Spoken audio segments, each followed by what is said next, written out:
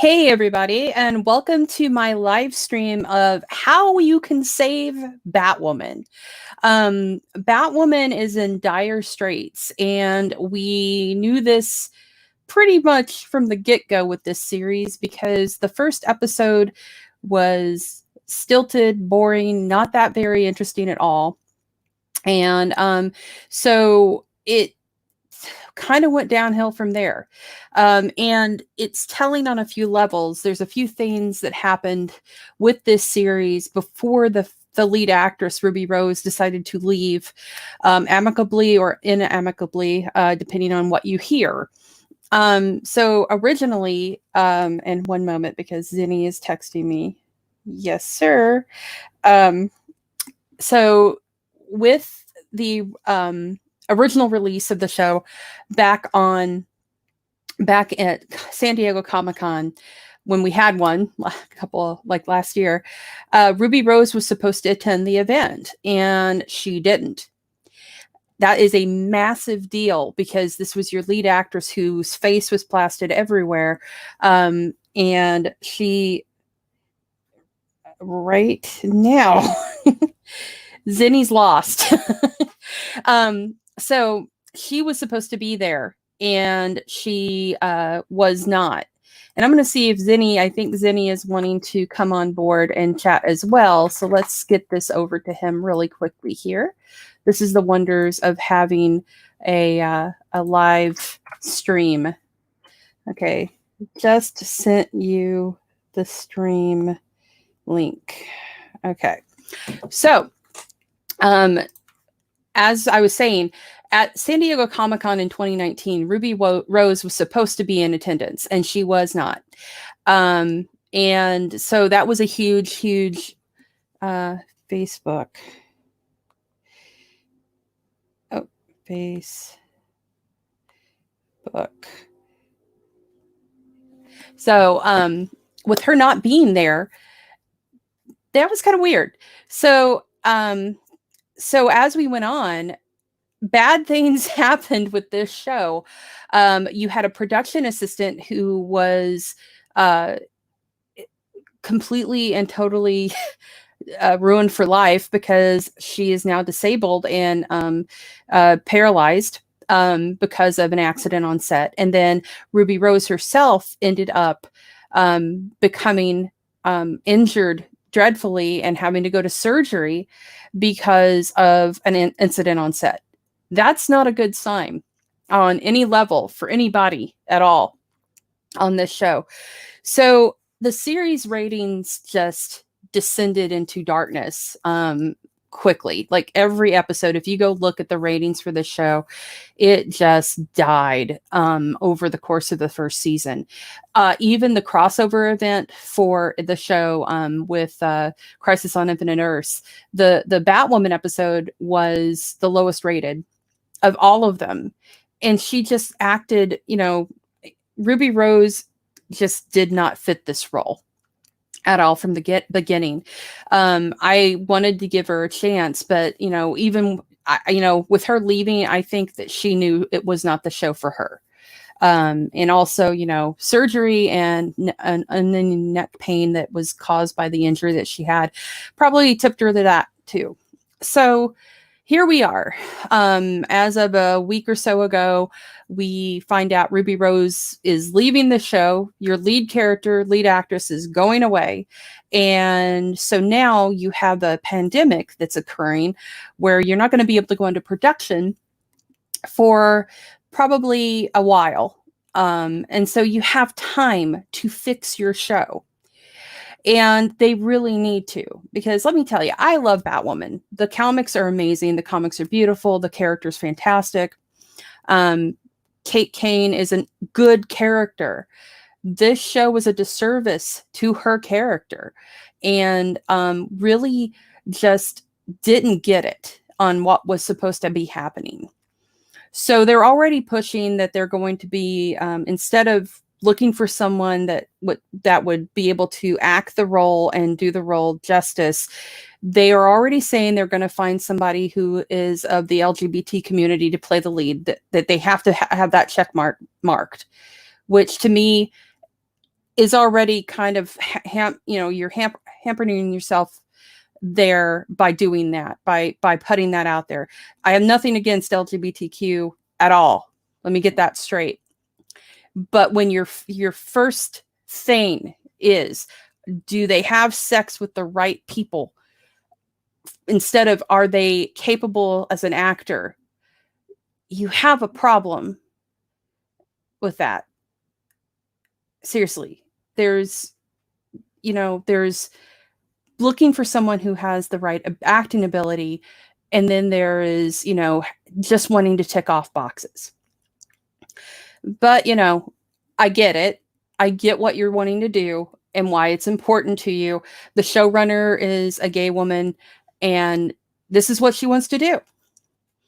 So far, nothing has really worked for this show, but let's go for it. Why not?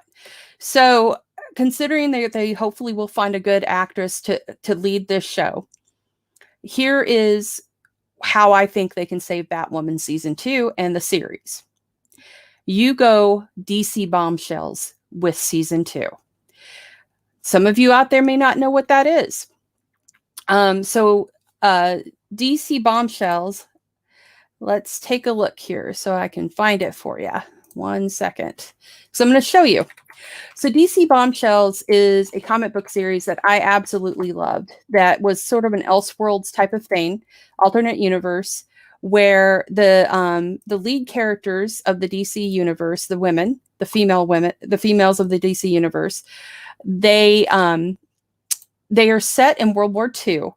And let's see here if I can get this to pull up on my screen. Oh, there we go. So I'm going to share this with you just so you can see it. Thank you.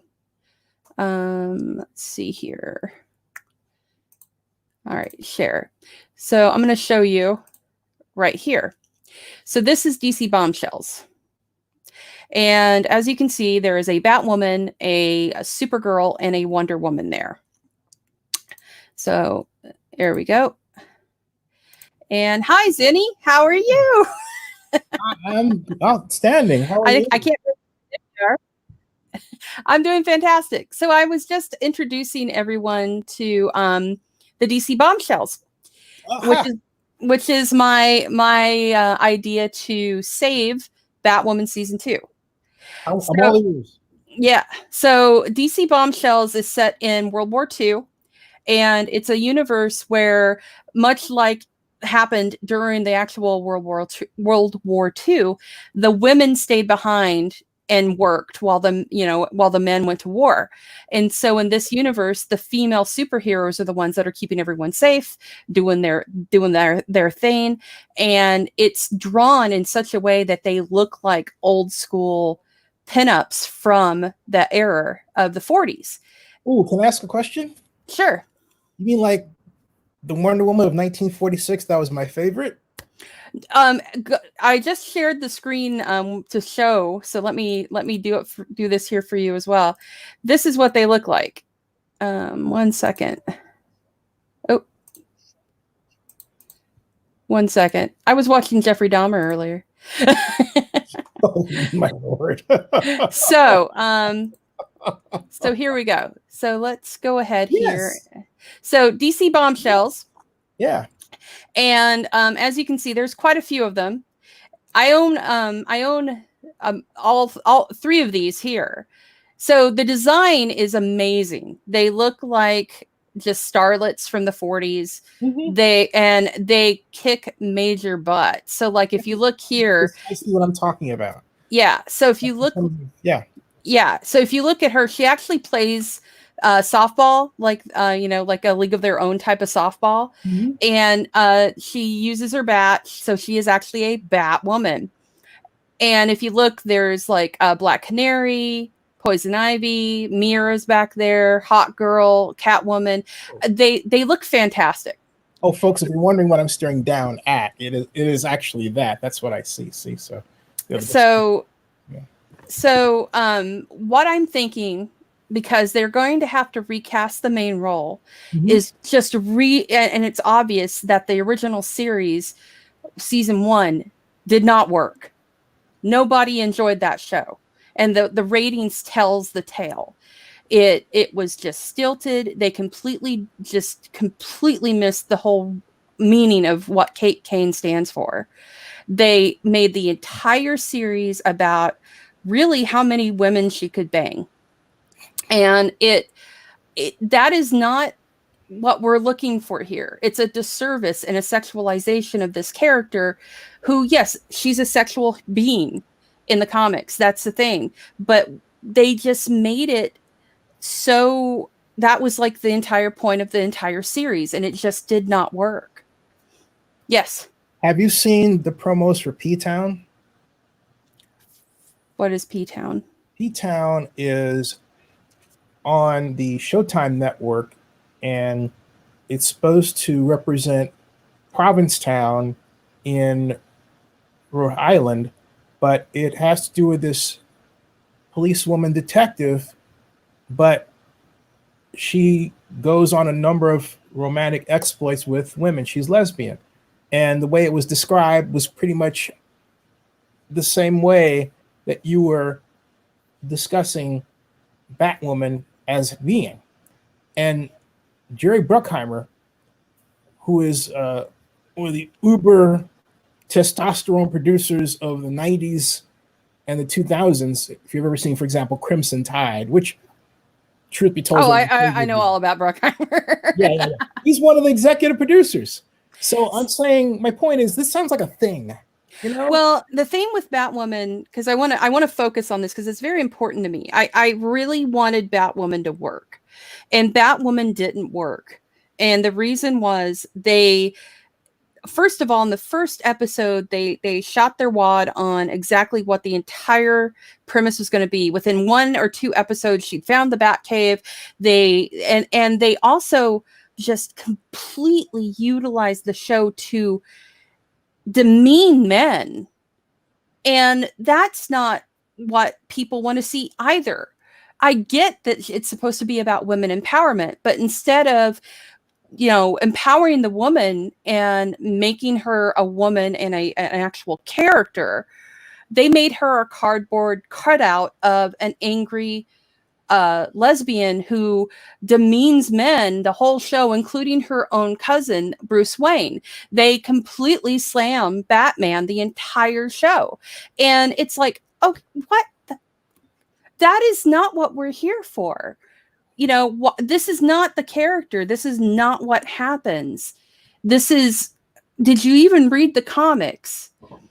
And so what I think they should do, as a woman, as a comic book lover, as a lover of the characters in the comic books of Batwoman, I think they should just cleanse out the entire thing of any remaining stuff from season 1, because they've lost their audience massively. And by the time they're able to do season 2, they won't be able to, they have to have a hook. Everyone's going to forget about it by the time this rolls around. So that's why I'm thinking if they would go the Bombshells route and talk about, this is what's cool about Bombshells too is it doesn't demean anybody. It shows strong female characterization, good story, good artwork, just really cool takes on these characters. And you could visually make a beautiful series with this. You could get beautiful actresses to play these roles. And you wouldn't have to have someone that looks like Ruby Rose playing Kate Kane, because it's an alternate universe take of Batwoman. And you could create a really neat world for this, and have Mira, have Poison Ivy, have just literally everybody. Like, there's the Jokers in this in those books, the Penguins there.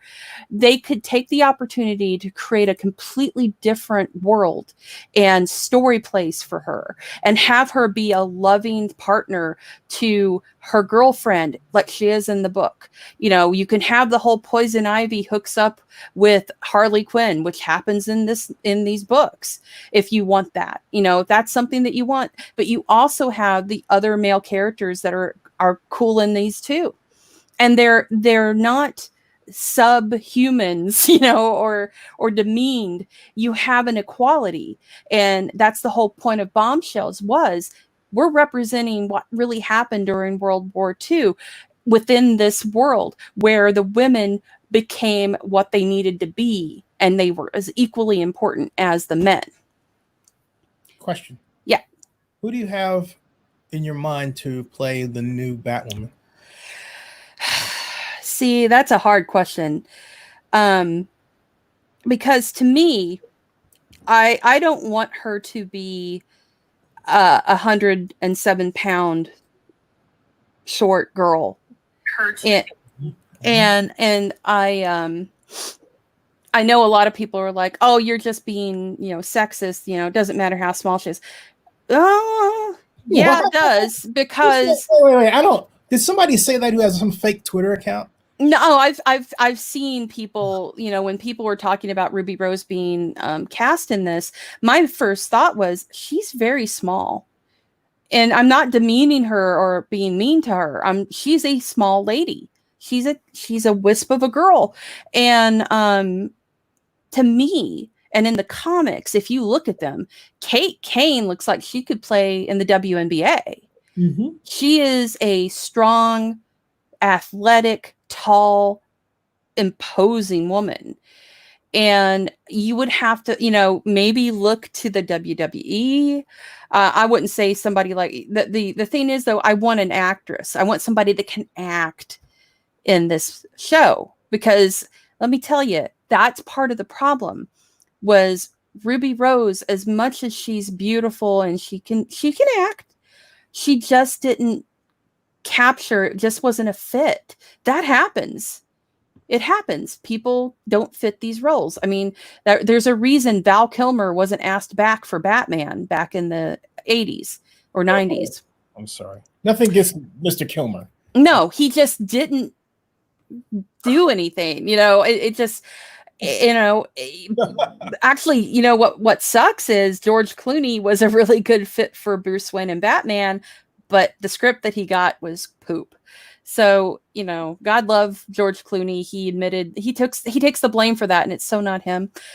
But I want somebody that actually looks like the character, and it make, you know, who she's probably thinks that she's too old for this, but Zoe Bell would be fantastic.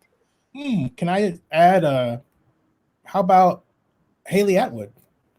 Haley Atwood. I know that name. Hold on. I have to look at her. America. Oh, Atwell. Haley Atwell. Yes, Atwell. She's too short. And also she's also got the Marvel stigma attached to her. So I would not want, I don't want the crossover. I don't want the crossover. Everybody's going to be looking at it and thinking it's Agent Carter. You're going to have an outcry of people going, what the hell? Why didn't you do an Agent Carter instead? Thinking it's Agent Carter. You laugh. You're the boss. You laugh. I'm right. I'm laughing with you. I'm laughing with you. You laugh. It's going to happen. I want somebody that can look and act and move like that. And Zoe Bell is a badass. And the only thing with her, she does have a very thick accent. But so does Ruby Rose. So who knows? I want somebody that, like Zoe Bell, though, that can hold her own in a fight, knows how to physically move and do the things. Because that's what happened with Ruby Rose, was she was hurt and almost died because of the show. And the reason was, I don't think they were honest with her with what the physicality would be with it. Oh. And ended up having to have neck surgery because she was in chronic pain from her injuries there. The show also, as you missed this earlier, I was going through the many warning signs that this show was going to tank from the get-go. And you were there at Comic-Con when they announced that Ruby Rose wasn't going to be there. She didn't show. She wasn't coming. She used the excuse that she was filming, which I don't believe for a minute that they would have her filming during the first giant public exhibition of her on stage in front of comic book fans. So something happened there. But also this show ended up paralyzing a production assistant due to a falling boom mic or something fell on this woman on set. So she's now paralyzed because of Batwoman. And this was in one season of the show. This all happened. So that's where my concern is, and where I'm coming from with clear the palette of everything related with season 1. Bring in new people for season 2. Make it an alternate universe where you can focus on characters and the design and what people want to see in these series. Because Bombshells would have, if you did it right and you actually went full in with Bombshells, you could create something amazing with this show. Beautiful, just gorgeous, something we haven't seen, you know. And people, like you brought up Hallie Atwell. Agent Carter was a gorgeous show that was set in that same time frame. But if you took that time frame and added the fact that superheroes were a known quantity at that time, and you had all of these beautiful characters that you could add to it, crossover with everything, oh my God, it would be an amazing show. So I was taking a look at Zoe Bell's photos. Okay, I'm on board. All you have to do is see a movie called Raise with her, where she plays it's also got Sherilyn Fenn and Doug Jones in it. If you haven't seen Kill Bill Volumes 1 and 2 or Death Proof, if you don't know of who Zoe Bell is, those will learn you quick. But Raise is a movie where she plays. I've interviewed her a few times. I've had her on my radio broadcast for that specific movie. She's amazing. Her arms are beautiful. They're just beautiful. So also, if you have been watching the rounds, you know how they have that pass the baton, pass the makeup thing, where you have different people like making themselves up or whatever. She did one with all stunt women and actresses where they beat the crap out of each other, where you punch the camera and then it turns into somebody else. And she did that, and she's fantastic. I think if they would do it, if they would actually put the time and money into it and would do it right, season 2 of Batwoman could be Enter the Bombshells, and it would be amazing. There's no reason they shouldn't do it. They've obviously, you know, with what's happened, there's obviously no chance that this show is going to continue the same way at all, period. I think that they should just take the opportunity and clean the slate.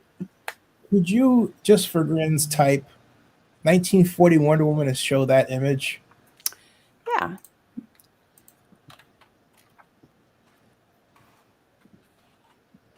Maybe if I can type. It's 1940.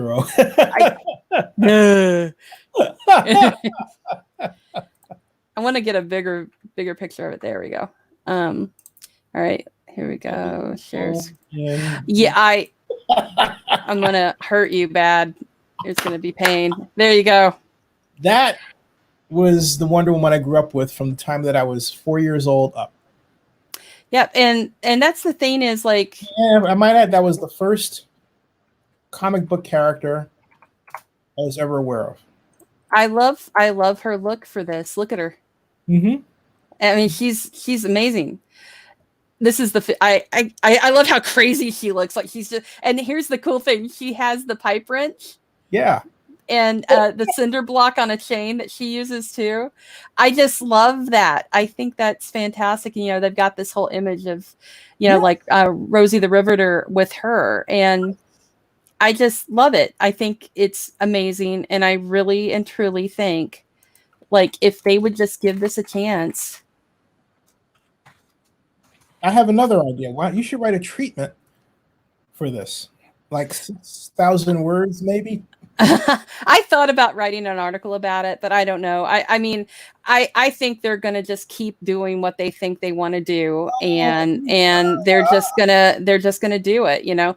So here's where I'm not going to get on my knees, but I'm saying that if you write a 6,000 word treatment. It doesn't even have to be an article. It's just a treatment for yourself. Register it with the Writers Guild of America for $20. And since you're part of Wenzilli 62 Meet, I'd be happy to sponsor, which means I would pay the $20. And hey, send a query letter to a agent, and it may get optioned. I doubt it. The reason I say that is because it's a good idea, and they won't want to go that route. They won't want to go that route. And I honestly, it's something that makes sense, and they're so invested in this agenda. And this sounds so bad because everybody's talking about, agenda. It's true. The show, they wanted to, they have what they want to say, and they're invested in how they want to say it. Instead of doing it in a way that would not bang you over the head with a mallet as hard as Harley Quinn would, they don't want to go that route. They don't want to go, they're instead of focusing on a story and the characters and being true to the comic, they're using this to say what they want to say specifically, and they're not going to veer off from it. That goes back to like what I said at the beginning before you came on, which is the first thing they said when they announced Ruby Rose was leaving was, we're going to get another gay actress. So instead of saying we're going to get somebody that's got talent that we know can act this role, that's going to be our first thing. We're going to find a really good actress. No, they have to have sex with the right people. Right, but here's why I push back on that. Because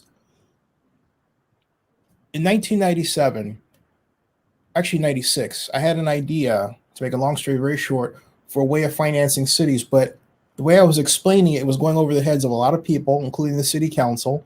The press didn't get it. So I made a script about it. I made it into a movie idea called The System. And I wrote a spec script. I wrote a query letter, and to my surprise, it was picked up by William Morris. And the only reason it didn't go further was because I bugged the crap out of William Morris. Now get this. That was 1998. Fast forward to 2010, and I get an email from a woman who's working on a script about a movie based around the mayor's office in Oakland, which sounded very close to what I come up with. Okay. So, and I let her know, and then I didn't see it anymore. My point is, I've gotten into the system, and if I can get in the system, you can get in the system. Like I said, I don't have faith in you. I could do it. It won't go anywhere. And the reason is it's copyrighted stuff already. DC owns all of this. And the fact is that they've already decided what they're going to do with this show. They have a showrunner already and all of that. You could be the next David Gerrold of B. Joe Trimble. Folks in Star Trek lore, David Gerrold is one of the more famous writers of Star Trek books based on the material, as is B. Joe Trimble, who I believe left us. But that should never stop you. No, I've got my own stuff I'm working on. But with this, I just want because I love these characters and I love these comics and I want this to succeed. That's why I'm putting this out there into the universe, because I want people to know, if they just did this right and they did it using the Bombshell storyline, which doesn't tame Kate Kane. It doesn't take away her sexual identity or anything like that. What it gives her is character. And what Batwoman did was just how do you make Batwoman boring? How do you do that? Seriously.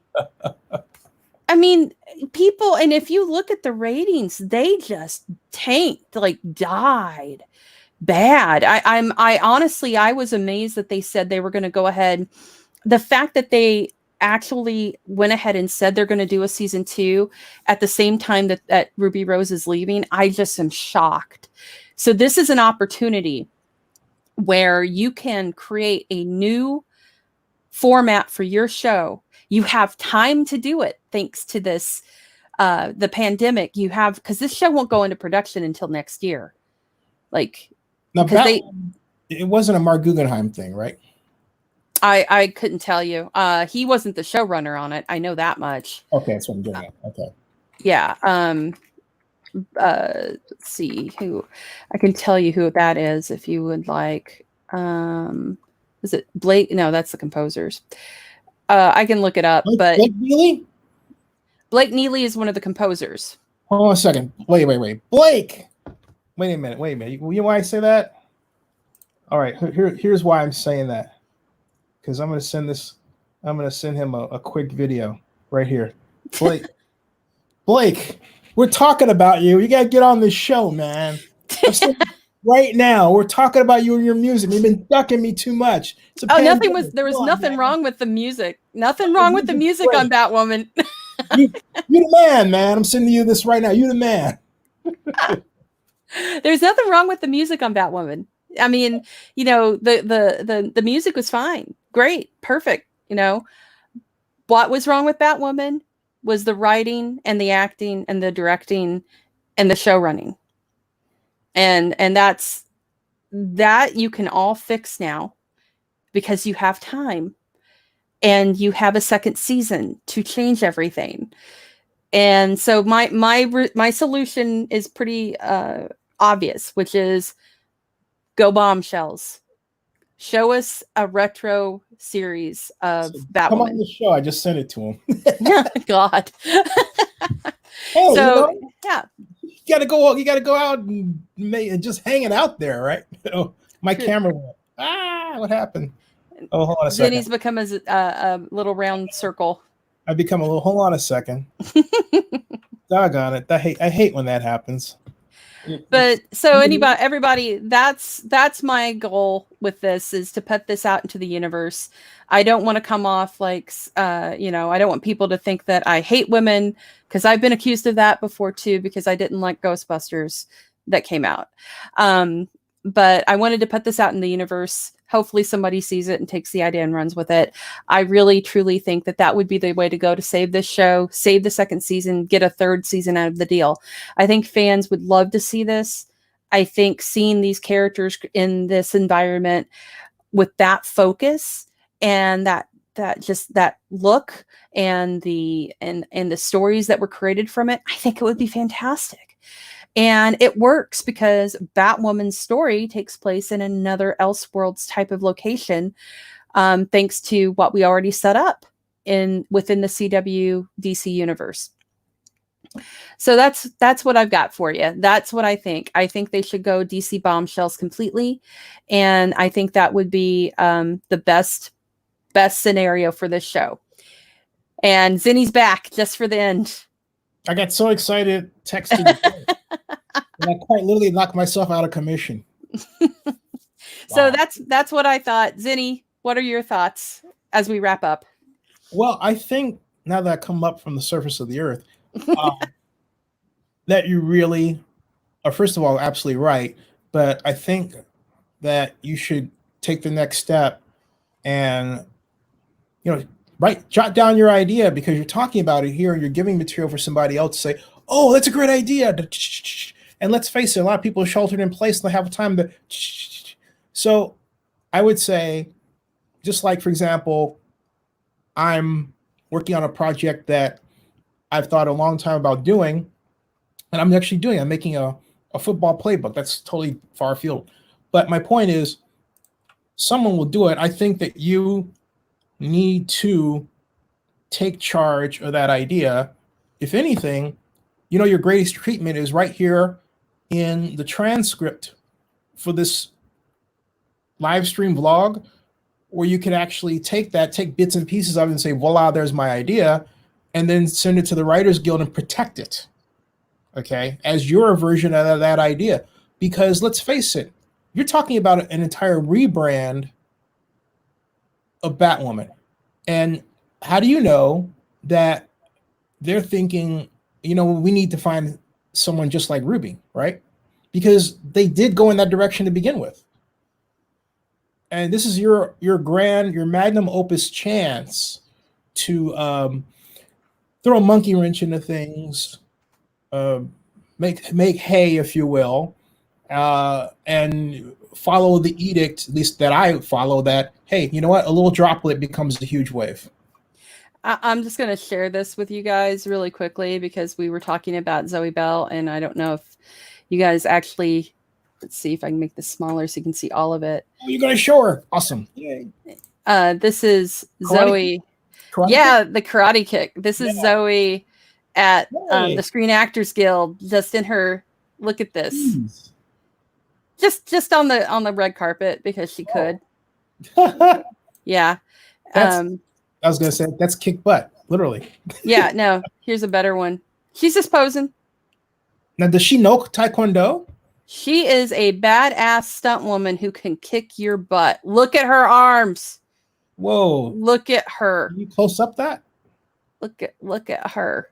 She's a goddess. Man. Yeah, no, she is a stunt woman who will beat the living crap out of everybody. Like, look at her. See, this is what Kate Kane should be. Here she is.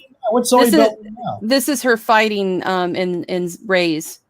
It's just chick fight. It's chick fights. The whole movie is just women beating each other to death because of this this program that they're kidnapped and they're brought in. She used to be speaking of, she used to be her stunt woman. No. That's Xena. That's Lucy Lawless. Oh, wow. Yeah. Like, and this gives you an idea of how tall she is. So yeah, someone like that. And here's the thing though, they'll probably be like, oh, well, she's too much older. She's too much older. 21. Yeah, she's not that old. And you know what? Who cares if she is 40? I just see, this is her. She was working. She was doing the stunt work for Kate Blanchett. That's her and Kate Blanchett, by the way. Wow. Yeah. So that's why I think, and here she is with Lucy and Xena. That's why I think it would be interesting. You don't have to make everybody in their 20s. You can literally have an older gal playing Batwoman who can still kick butt. Mm-hmm. And I'm just saying, look at her at Thor Ragnarok.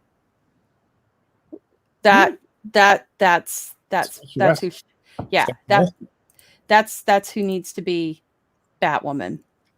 I agree. Possibly. Yeah, maybe. Who knows? But so that's my. Hey, you know what? If you asked her.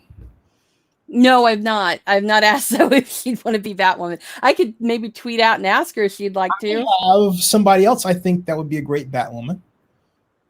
Are you gonna say Haley Atwell again? No. Actually, this is in part self-serving for the cause, which but 3:00 Saturday, I'm interviewing my friend Tanis Parental, who guest starred on Billions, and she also guest starred on she was played on with Keith Sutherland, his designated survivor program, which is on Netflix, and as well as being on Billions. And now she's on FBI's Most Wanted playing Sarah Waters, and she's a producer as well. But when I met her, she was on House of Cards. She played Tammy, the Indian gaming waitress that took up a very short relationship with Doug Stamper. Yeah. I remember her in that.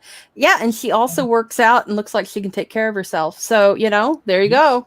We're friends. I took her to dinner in New York when I was there for the NFL draft in 2014. Yeah. And so no, she really is every bit. I mean, if you saw her in a black leather jacket and just, walking down the streets of Manhattan, you would say, Batwoman. just like that. I'm serious. I'm serious. I'm just saying. See, there are a lot of actresses out there, but the problem is they've already stated that if they aren't gay, they're not going to hire them. Huh? Yeah. Interesting. Yeah. Because they don't. It's so bizarre to me. I get it in one way. I get it, but at the same time, you're overlooking swaths of people that would be really good in the role because they're not sleeping with the right person. But I think I get where they're coming from, and that I get it. They want the representation and all of that, but I at the wasn't same, thinking that at all. that's the reason they're doing it. No, I was thinking, no, that would not be my first thought. My first thought would be a person who really wants to do that role, who has no problem absorbing the character and the script and coming to work. Because in a lot of productions, particularly today, with certain types of folk, and I mean, when I say types of folk, I mean generationally, how they grew up. Some people think that it's okay to skip out on work, okay?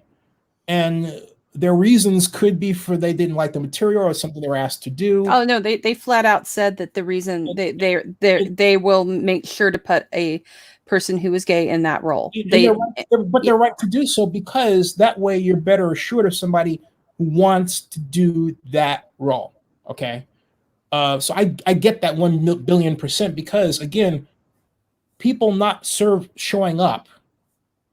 You have to remember, people have to remember, making film is a business. People not showing up is a big problem, and it's cast many an actor aside because of that unreliability. And that unreliability sometimes happens because guess what? The person you thought wanted to be the star turned out they didn't like the material or what they were asked to do, and they were acting. They decided. Do you think that person might be Ruby Rose? Well, right. Thereby theoretically blowing theory, right? But here's the thing. It worked for the amount of time that they had her. Did it? Well, I think it did. Do the ratings tell you that? That's not what I'm talking about. I'm talking about the business of making a film or making a telecast or a broadcast, of having somebody that's going to show up on set more often than not, and you hope that, okay, that person fits your dream, right? That person fits your template. So you're kind of giving them a chance, and they're kind of like, right? So, there you go. I'm not saying that the theory is sound, but I understand why they are, for want of a better term, married to it. I get that. Well, the reason, and I think it goes back, like, you could be right, but what you're describing is saying then that if a straight person got the role, they wouldn't show up. But to me, it's more likely that they wouldn't. Right. That's what I'm saying. I'm not saying, look. But why? I'm not saying I agree with it. I'm talking about how a person would think. See, I'm not talking about how I feel about it. Okay. I'm talking about how a person structures a broadcast and fits in who they think will work for reasons of reliability. It's very common to, for example, someone saying, or like Houston Texans owner Bob McNair saying, I want to sign Mario Williams over Reggie Bush. And the reason he gave was signability. He wanted the man showing up in training camp. It's the same thing. He didn't want to have a holdout. It had nothing to do with performance. It had everything to do with just showing up. There's some people who think that way. Well, I mean, but at the same time, I keep going back to what I read. And if you go read the statement, it basically is they want to have the representation. It has nothing to do with work ethic or anything like that. Mm-hmm. They just want to have the representation there for the showrunner. I get what you're saying, but I don't think I think that a person, no matter who or what ethnicity, what sexuality, as long as they are a good actor and know what they want to do, as long as it works for the role, I mean, props to I can't remember the guy's name. He played Ajax in Deadpool 2 or Deadpool. Yeah, you're talking about right. But he stepped out of the role for Hellboy, the most recent Hellboy movie. So Daniel Day Kim got the role because the character was supposed to be Asian. Mm-hmm. In those instances, I get that. I get that because you want the representation there. Mm-hmm. But in something like this, where Kate Kane is a Caucasian woman, there's no ethnicity involved to represent. I get too that you want to have, your representation in the show, but at the same time, it's like, wow, you're just denying a whole entire swath of people that could work for this role, that would be good for the role and would take care with the role. Mm-hmm.